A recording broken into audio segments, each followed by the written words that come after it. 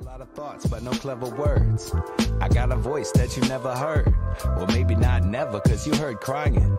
Communication's tough, but I'm sure trying. It's nice to finally see your face, and it's wonderful. A month ago, I was in your belly, so comfortable.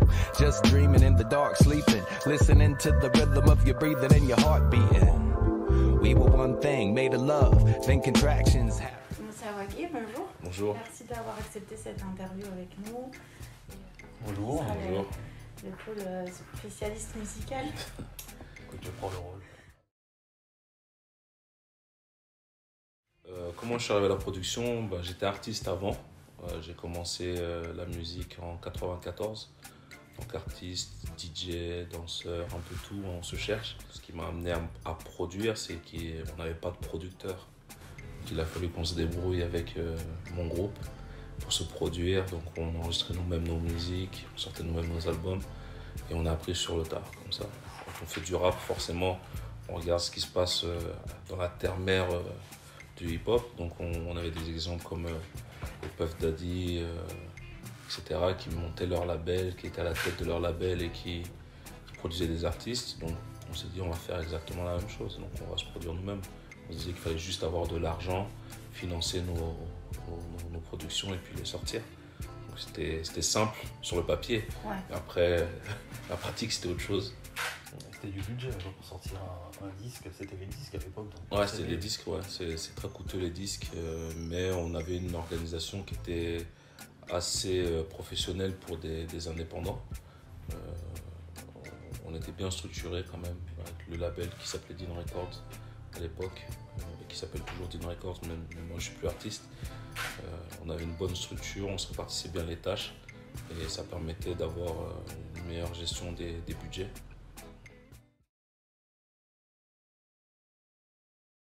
On nous prend souvent pour des saltimbanques. Moi-même, quand j'ai dit à ma mère que je fais de la musique, elle n'était pas trop d'accord. Mais aujourd'hui, elle a vu comment je le faisais, elle est à 200% derrière moi. Parce que Moussa Ouagui, il vend des CD au coin de la rue avec une casquette et un baggy, il est là. Non, c'est très sérieux.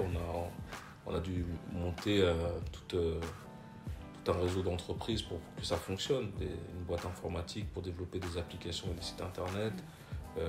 On a dû réfléchir à plusieurs problématiques, comment payer les artistes en Afrique. Voilà, on a développé des solutions de transfert d'argent et de paiement en ligne. Voilà, on est là pour résoudre des problèmes. C'est quoi la vision Kézit? En tout cas, ta vision.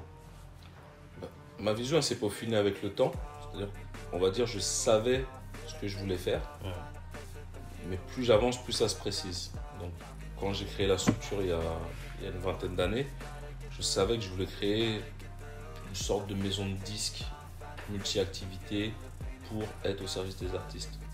Mais je voyais ça d'un niveau local, on va dire.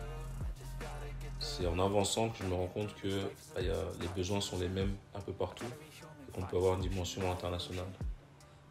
Et là, j'ai fait mon choix, c'est je mise plus sur l'Afrique actuellement. D'accord, donc ça part d'une idée quand même ancienne. Très ancienne, ouais. J'ai retrouvé mes premiers croquis que je faisais en 2000-2001. C'était exactement ce que je fais là, sauf que ça avait des noms différents. Voilà. Mais c'est totalement ce qu'on est en train de faire. Ça, c'est très singulier, puisque généralement, une maison de disques, une major, c'est du business, c'est du profit. C'est signer un artiste, mis dans un placard et devoir faire ce que le directeur artistique demande de faire pour pouvoir vendre, enfin bref. Et votre démarche, elle est totalement différente. Parce que j'étais artiste. Quand tu as été artiste, tu peux pas trahir les artistes comme ça. Ceux qui sont aujourd'hui à la tête de ces structures n'étaient pas artistes. Je veux dire par là que nous, on collait nos affiches, on faisait nos propres concerts, on faisait nos t-shirts, on les floquait nous-mêmes, on faisait les colis nous-mêmes, on livrait nous-mêmes les CD dans les magasins, on faisait le suivi des ventes, etc. Et il n'y a pas beaucoup de gens qui l'ont fait eux-mêmes. Voilà.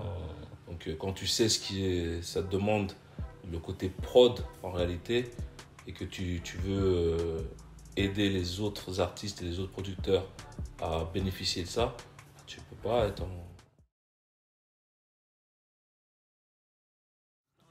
Bah, moi, j'essaie de sensibiliser les artistes, peu importe leur univers musical, au business de la musique, pour qu'on comprenne mieux les enjeux et qu'on travaille mieux. Parce que j'estime que pour qu'on fasse vraiment l'argent qu'on doit faire, il faut que tout le monde parle le même langage, que tout le monde se comprenne. Et la difficulté, elle est là aujourd'hui. J'incite, quand je signe des artistes, souvent ils ont peur. Les premières craintes, c'est vous allez me demander de chanter comme... Non, on ne va pas demander de chanter comme quelqu'un. Si on t'a signé, c'est parce qu'on aime ce que tu fais et on veut que tu persévères dans ce chemin-là. On va t'appuyer pour que tu développes ton potentiel. Il y a des contrats de distribution, il y a des contrats de licence, il y a des contrats de production, des contrats d'édition. Donc la musique, c'est vaste, ça dépend de la position et de la situation de chaque artiste.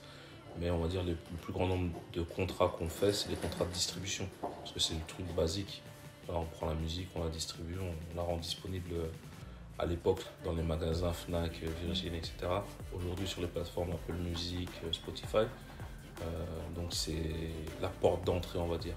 Et derrière, il y a édition, production, licence, qui sont d'autres contrats, qui sont moins nombreux parce que forcément, ça nous demande des investissements financiers plus lourds. On va voir c'est quoi la distribution, c'est quoi les éditions, c'est quoi la licence, c'est quoi la production, c'est quoi la distribution améliorée, etc. C'est quoi une avance. Une fois que tu as compris tout ça, quand on discute, tu es plus à même de m'expliquer tes besoins et je peux te dire j'y réponds ou j'y réponds pas. Ou je réponds juste à cette partie de tes besoins. Donc si je réponds juste à la distribution, il faut que tu ailles trouver quelqu'un pour t'aider en termes de communication. Voilà. Mais si tu signes en distribution en pensant que c'est moi en tant que distributeur qui va faire tes clips, bah, tu es déjà dans l'erreur. Donc plus on va dépenser, plus on va prendre de pourcentage, ça c'est sûr. Il y a le taux de base, on fait juste de la distribution. Après, si tu veux qu'on s'investisse financièrement, bah, notre pourcentage va augmenter, ce qui est normal. C'est ça la distribution améliorée. J'explique souvent aux artistes que je ne peux pas te voler parce que si je te vole, je me vole. Quand tu gagnes, je gagne. Et souvent, ils pensent que le producteur il gagne d'un côté et eux, ils ne gagnent pas. Non, nos revenus sont proportionnels. Maintenant, il faut se mettre d'accord sur la répartition. Mais si tu gagnes... Voilà, vaste question. Si on parle de musique, on va dire urbaine, parce que c'est de là que je viens, il y a encore beaucoup de travail. Il y a beaucoup de productions qui se font. Malheureusement, elles ne sont pas professionnelles. Voilà, donc, on arrive à sortir de la musique, on n'arrive pas à gagner l'argent qui est lié à cette musique. Il faut que les artistes pensent carrière plutôt que coût, faire un buzz. Il faut se dire que la musique, c'est quelque chose qui va nous dépasser, qui va exister même quand on sera décédé et qui va continuer à générer des droits. Donc il faut penser carrière. Et comment tu penses une carrière aujourd'hui? Il faut avoir un univers, il faut avoir une identité. C'est ce qui fait qu'un artiste marque son époque. Il manque le côté business des artistes. Ouais, il manque le côté business. C'est pas assez professionnel en France.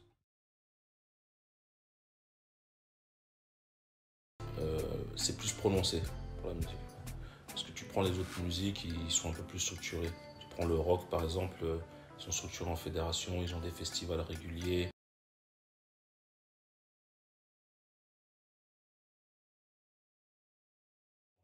Donc là actuellement, si tu fais une photographie là, il n'y a aucun acteur issu Du game. du game, voilà, merci, je cherchais le terme, il y a urbain qui vient, qui a créé une structure assez conséquente, que ce soit en édition, je parle en France, mis à part édition, production. Événementiel, si. Ouais, je parle souvent de lui, c'est Eric de Yuma. Yuma qui est le tourneur de référence pour les artistes urbains. Voilà, c'est un gars du game qui est à la tête de cette structure et c'est eux qui font qu'aujourd'hui il y a tous ces concerts de Nino, de Aya, etc. Donc il y a ça au moins, mais il manque les autres secteurs. Nous, on essaie de faire notre part avec Exit pour tout ce qui est distribution, production à notre niveau. Mais ça manque en fait en France. En France, on va reprendre l'exemple de Booba. Tous ceux qui sont dans l'urbain savent que c'est le patron depuis des années. Mais quand il y a des remises de prix, ça c'est polémique. Mais quand tu regardes aux États-Unis, c'est pas le cas. Par exemple, les BET Awards, ils ont leur cérémonie, ils se récompensent et ils récompensent les gens qui sont légitimes, qui font vraiment l'actualité. Peu importe qu'ils soient blancs, que ce soit des femmes, peu importe. Mais il y a un problème ici, en tout cas.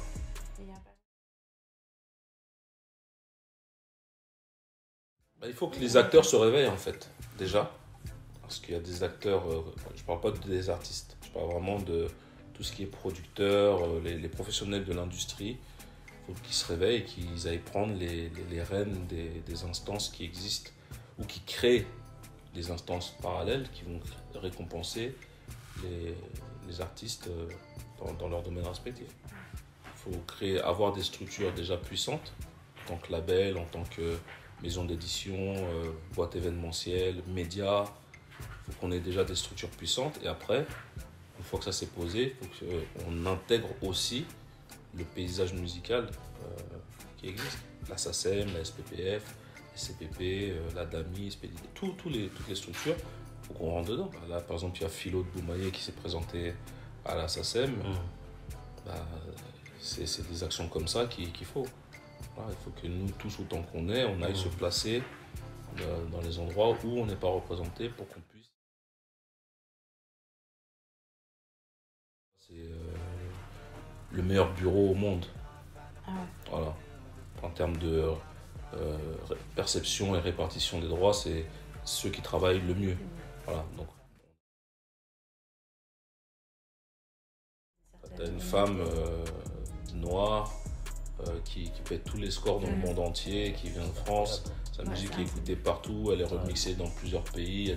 Elle a eu quelques prix parce que là, ça serait trop grillé de ne pas la récompenser pour le coup. Mais elle est loin d'avoir tout ce qu'elle mérite en termes de reconnaissance. Pas bien, c'est frustrant.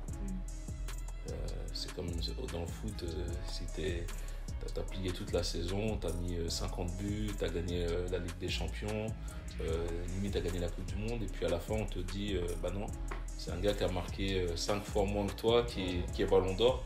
Tu dis mais non les gars, vous n'êtes pas sérieux, qu'est-ce qui se passe? C'est exactement ça. Juste que les artistes ne sont pas mis en avant comme il faudrait en Afrique. Il y a une grosse marge de manœuvre à faire. Ils sont connus, mais ils sont dans la débrouillardise, on va dire. Voilà, ils font leur musique, ils la commercialisent comme ils peuvent, ils font les spectacles qu'ils peuvent faire, et voilà, c'est comme ça qu'ils vivent de la musique. Sans se soucier des droits que ça génère, de la propriété du son. Ça veut dire qu'il y a des gens qui font beaucoup d'argent sur ces artistes-là. Exactement. On a signé beaucoup d'artistes, que ce soit en distribution, en production ou autre, qui, une fois qu'on les a signés, se sont rendus compte que depuis des années, il y a des gens qui commercialisaient leurs œuvres à leur insu. Voilà, et si quelqu'un déclare à ta place, ce qui arrive très souvent, c'est plus ta musique, c'est plus ta musique, jusqu'à ce que tu fasses une action en justice pour prouver que c'est à toi, c'est pas gagné. Oui. Et il y a le système de type SACEM. Exactement. Alors, en fait, les sociétés de gestion de droits d'auteur, il y en a dans chaque pays dans le monde. Voilà, chaque pays a son bureau de droits d'auteur. Après, le fonctionnement est différent. Donc là, on a des bureaux équivalents au Mali, le Boumda, on a la SODAV au Sénégal, on a le Burida en Côte d'Ivoire, etc. Mais ils ont plus de difficultés à percevoir les droits et à les répartir. Et je suis content parce que ça fonctionne avec pas mal d'artistes. Il y a des artistes qui étaient un peu sceptiques au début. Par exemple, là on a signé un couple en Guinée qui s'appelle Azaya et Jelika Babintou. Je discutais avec eux depuis 2017 et au début ils ne voulaient pas signer parce qu'ils ne connaissaient pas trop les maisons de disques. Je leur ai dit venez d'abord en distribution, histoire qu'on mette un peu d'ordre dans le catalogue. Ils ont vu que ça fonctionnait en distribution, après on les a signés en édition et là on vient de les signer en production. Voilà. Et quand ils font les plateaux télé, Tu peux voir les interviews, ils le disent eux-mêmes. Mais avant, on ne vivait pas de la musique. Voilà. Avant, ils faisaient des shows, ils faisaient leurs trucs, tout ça. Mais maintenant, ils touchent de l'argent de leur musique. Et c'est protégé, enregistré. Demain, que Dieu les préserve, leurs enfants bénéficieront de ça. Avant, on attendait un album tellement longtemps que quand il sortait, on prenait le temps de le découvrir. On consomme. Il n'y a plus ce côté, l'objet. C'est Voilà. vrai. La pochette, tu avais des artistes qui travaillaient dessus, il y avait quelque chose de... Maintenant, ça sort très rapidement. Il y a un turnover très rapide. On n'a même pas le temps de savourer un son qu'il y a un nouveau qui est sorti. Puis avec les nouvelles plateformes comme TikTok, il y a des tendances toutes les semaines. Voilà, c'est fast-food aujourd'hui. Mais il y a quand même moyen de faire carrière. Et c'est sur ça qu'il faut se placer.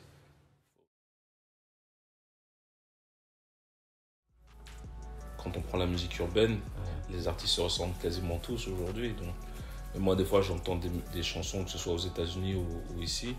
Je ne saurais pas te dire qui est qui parce que c'est exactement la même chose. Alors qu'avant, on avait des identités. Aujourd'hui, il y a peu d'artistes qui ont une identité. Quand tu mets Play, tu sais que c'est lui directement. Quand tu le vois, tu sais que c'est lui. Et il y a plus ce travail-là qui est fait. C'est vraiment fast-food.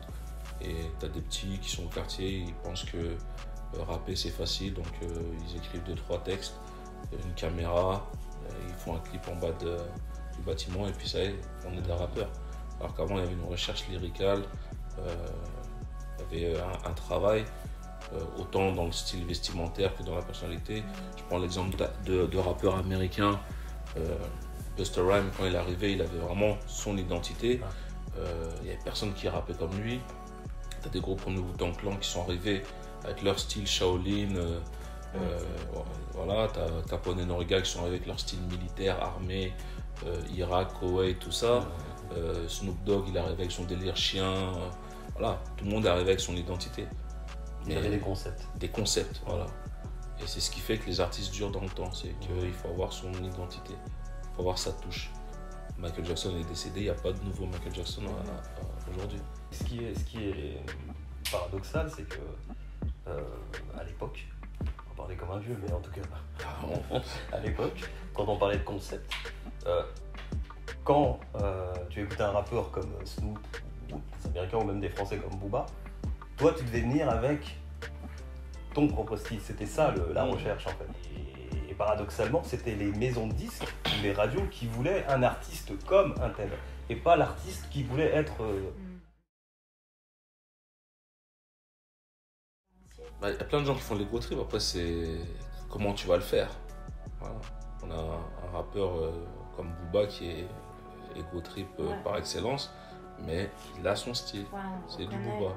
Voilà. Il y en a plein qui ont essayé de l'imiter, et ils arrivent à faire parce qu'on peut être 10 000 à faire de l'ego trip, mais il faut que chacun ait son identité.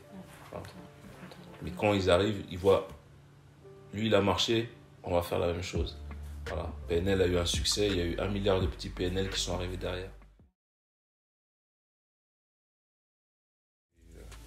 Il y a toujours des filles qui rappent et qui rappent bien en plus.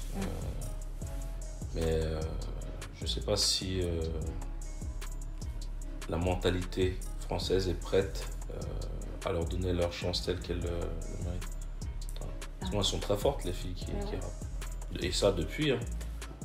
Tu peux revenir dans les années 90, il y avait des filles qui rappaient grave. En 2000, il y avait des super rappeuses. Mais on leur laisse pas la place. Moins que les gars. C'est plus difficile pour les femmes dans l'urbain. Dans le rap, on va dire. En termes de rap, voilà. Après, partout en fait.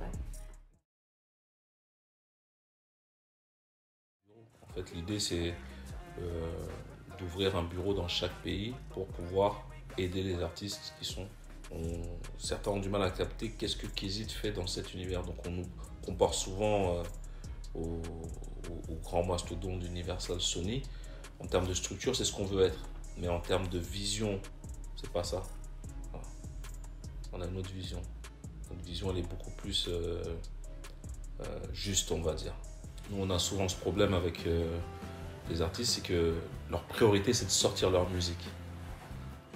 Alors qu'une musique, tu la sors pas comme ça. Avant de la sortir, de la mettre sur le commerce, il faut la protéger. Il faut qu'on sache qui a écrit les paroles, qui a composé la musique, qui est le producteur, à qui revient telle part. Alors que si tu la sors comme ça, comme beaucoup font, bah, l'argent arrive et vous n'êtes pas mis d'accord sur les répartitions, ça fait des conflits et tout le monde se sépare. Il ne faut pas avoir peur de collaborer avec une structure parce que c'est indispensable. Tout seul en tant qu'artiste, on va plafonner à un moment donné. Ça demande beaucoup d'argent, la musique, c'est quelque chose.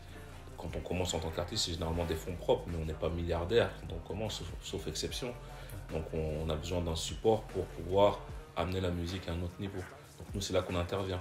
En fait, on se positionne entre, on va dire, l'indépendance pure, un artiste qui commence, qui n'a pas forcément besoin de nous, parce qu'il peut se faire connaître dans son cercle familial, dans son quartier, dans sa ville, tout seul, peut-être voir dans le pays, tout seul.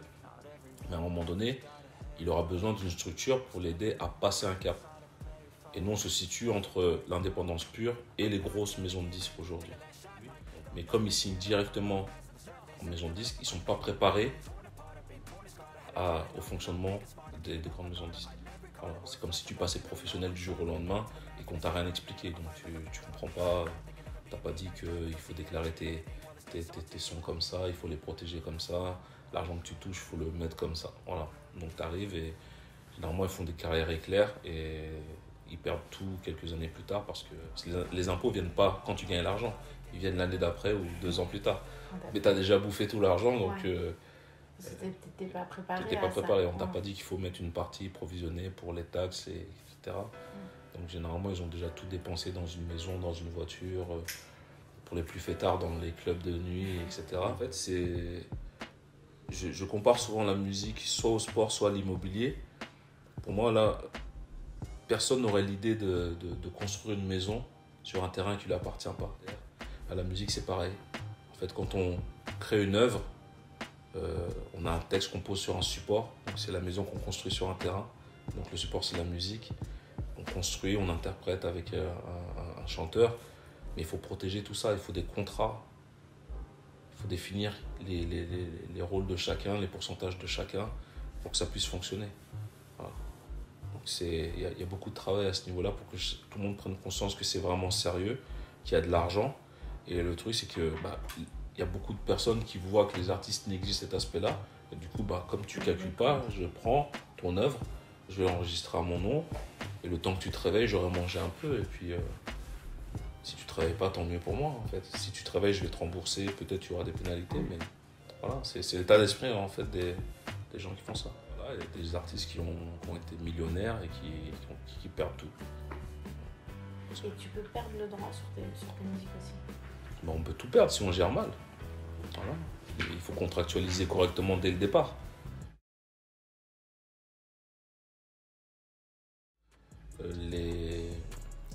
Nos partenaires comprennent notre mission. Je pense que c'est ce qui nous manque beaucoup. On n'est pas une maison de disques lambda. C'est pas une maison de disques lambda, c'est une maison de disques qui est créée par un ancien artiste. Pour les artistes, le projet d'expansion de la structure, on a notre slogan qui est African Major, donc on veut être une major mais basée en Afrique, pour les artistes africains majoritairement, mais orientés vers le monde. Voilà. Donc le but c'est de découvrir des talents africains et de les exporter en Chine, aux États-Unis, au Canada, et de la même manière que Universal est basé aux États-Unis mais orienté vers le monde. Nous, on veut être basé en Afrique, orienté vers le monde, donc c'est ça. Sinon, on a plein de projets de plateformes de streaming, de séries, de remises de prix. On veut faire une sorte de fédération des producteurs africains pour représenter et aider. Donc on est sur plein de chantiers qui sont distants mais liés en même temps.